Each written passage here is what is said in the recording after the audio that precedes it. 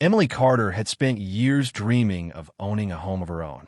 As a single mother raising her 9-year-old son, Jacob, she had struggled through 2 jobs, long nights of exhaustion, and endless sacrifice. Finally, after nearly a decade of hard work, she managed to save enough for a small, modest house in a quiet suburban neighborhood in Dallas, Texas. To Emily, the house represented more than bricks and mortar. It was safety. It was stability. It was proof that no matter how unfair life had been to her, she could fight back and win. On the day she signed the closing papers, Jacob hugged her tightly and whispered, "We finally have our own place, Mom." The first week was pure happiness. Jacob rode his bike up and down the street, laughing in the sunshine. Emily planted a few flowers in the front yard. She sat on the porch at night, sipping coffee, listening to crickets, and imagining the future. But the peace didn't last. One Tuesday afternoon, as she arrived home from her shift at the diner, Emily noticed a bright yellow paper taped to her front door. Her heart skipped a beat. Was something wrong? She tore it off and read the bold letters at the top. HOA notice violation. Her hands trembled as she read the complaint. According to the Homeowners Association, Jacob's toy basketball hoop, sitting neatly at the edge of the driveway, was unsightly and violated community standards. She was being fined $150.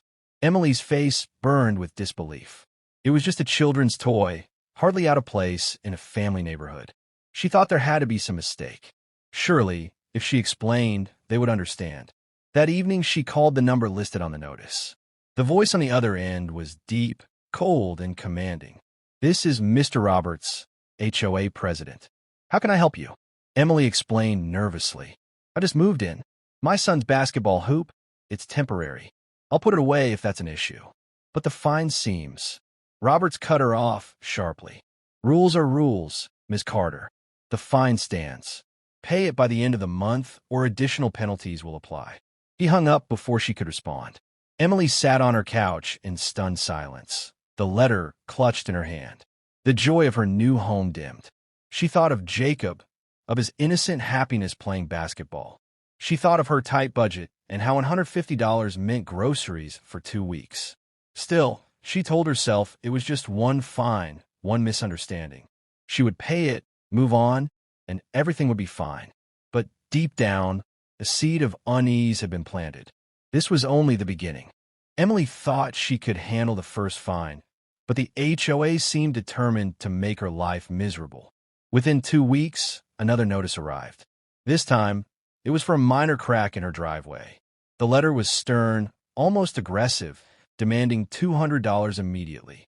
She went to work, tired and frustrated, trying to stretch her paycheck to cover the fines, rent, groceries, and Jacob's school supplies. She noticed a pattern. Every small, innocent thing she did in her yard or around the house was being scrutinized. The HOA was watching her, and Mr. Roberts seemed to take personal pleasure in finding something new to punish her for. One Saturday morning, Emily decided to give Jacob a treat and bought him a small ice cream from the local shop. When she returned, she was stunned to find a plain cardboard box placed neatly in her driveway. Inside was Jacob's bicycle, confiscated by the HOA. A note read, "This property was left in common space, violating HOA guidelines. Contact the office to retrieve it." Jacob ran to her, eyes wide with tears. "Mom, they took my bike." Emily hugged him tightly, trying to hide her own panic. How could an organization be so heartless? She called the HOA office immediately, but Mr. Roberts' cold, condescending voice greeted her once more.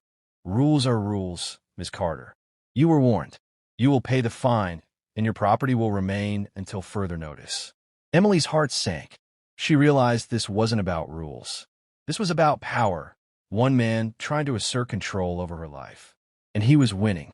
Over the next month, Emily's life became a constant battle. Every small decision, what flowers to plant, where to park her car, how to maintain her lawn, was monitored. Each day brought a new notice, a new fine, a new humiliation.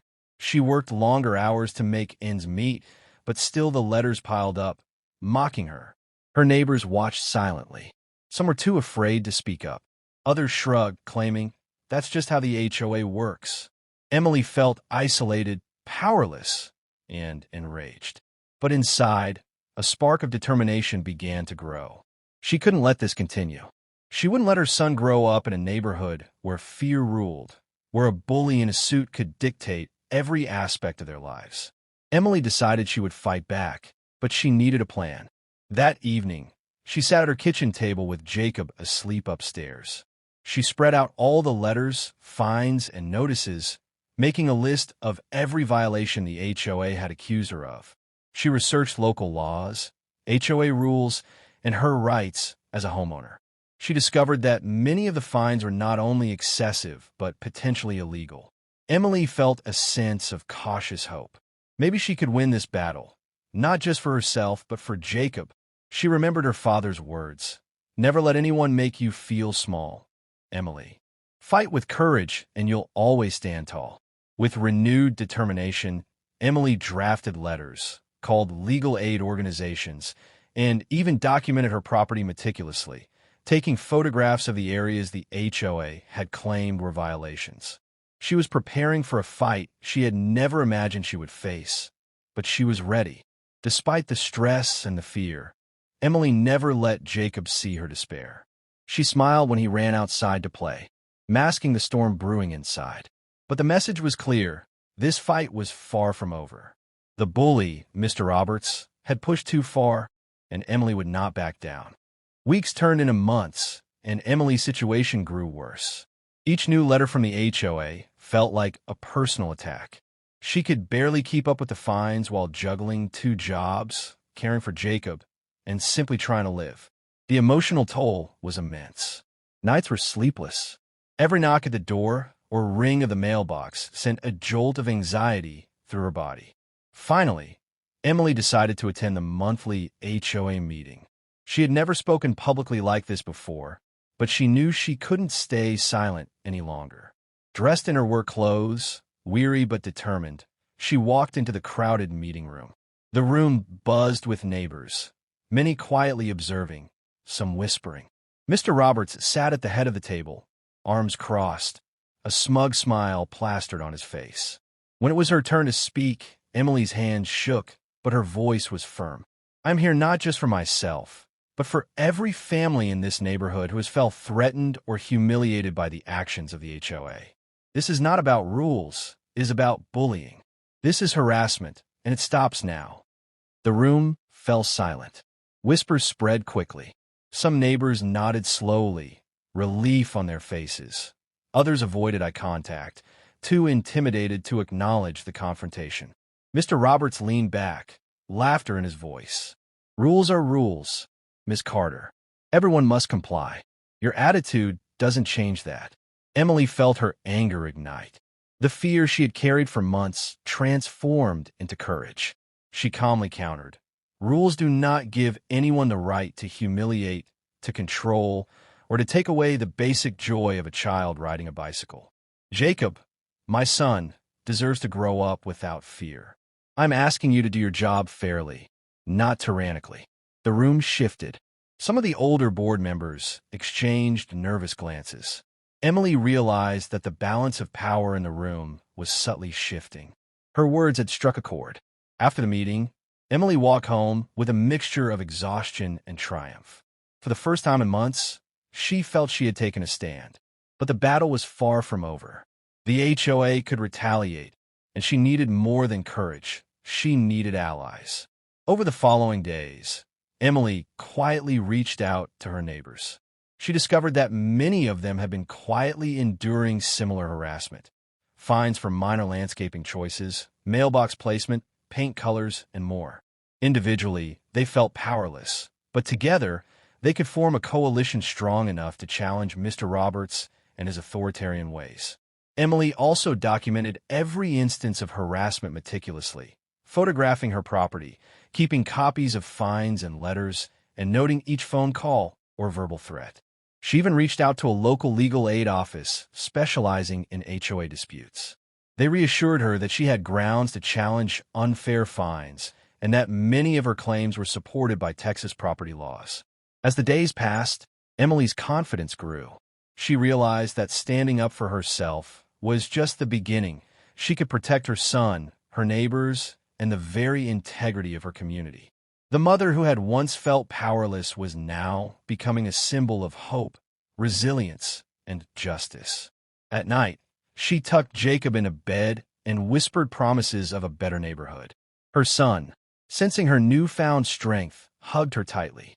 "We'll win, Mom," he asked. Emily smiled, holding back tears. "Yes, Jacob, we will." Emily's courage at the HOA meeting ignited a quiet revolution in the neighborhood. In the days that followed, neighbors who had long suffered in silence began to open up to her. One by one, they shared their stories of unfair fines, petty harassment, and intimidation by Mr. Roberts and his loyal board members. What had once seemed like isolated incidents were, in fact, part of a pattern of abuse. Determined to act, Emily organized a small gathering at her house. She invited neighbors discreetly, fearing retaliation from the HOA if word got out. The living room was filled with people clutching their letters, fines, and notices, each one telling a story of frustration, fear, and exhaustion. Emily stood at the center, calm but resolute. "We can't fight them alone, but together we are strong," she said. "We deserve a community that supports families, not one ruled by fear." Her words resonated deeply. Faces softened, shoulders relaxed, and a sense of unity began to emerge. Neighbors who had felt powerless were now ready to challenge the status quo. Together, they drafted petitions demanding accountability, calling for the removal of Mr. Roberts and his allies from the HOA board. They compiled evidence of unjust fines, documented harassment, and collected signatures from families willing to stand against the tyranny. Word spread quietly but quickly. Soon, the coalition included dozens of families, each eager to reclaim their neighborhood. The energy was palpable. Meetings were held in living rooms, garages, and local community centers. Emily coordinated strategy, encouraged neighbors to record incidents, and even sought advice from a local attorney specializing in HOA disputes. Meanwhile, Mr. Roberts began to notice the shift. His usual smirk faltered when he realized that the community he had intimidated for years was beginning to unite. He attempted to dismiss Emily's efforts publicly, sending letters threatening further fines to anyone who spoke out. But the tide had turned. Neighbors refused to be cowed. Emily's own strength grew with each passing day. She learned to channel her frustration into action, her fear into planning, and her anger into leadership. She worked tirelessly, calling meetings, organizing signatures, and keeping detailed records. Every time she looked at Jacob, riding his bike freely despite the obstacles, she knew the fight was worth it. The coalition decided to formally challenge the HOA board at the next election. Flyers were created, emails sent, and every resident informed of their rights and the upcoming vote. The energy in the neighborhood was electric, a mix of hope, determination, and anticipation. For the first time in years, the residents felt they had control over their own community. Emily reflected on how far they had come. What started as a personal struggle against unfair fines had transformed into a communal movement. The neighborhood was no longer a place of fear, but a place where people supported each other. The fight for justice was becoming a fight for community, dignity, and respect. As the election day approached, Emily felt a sense of calm determination.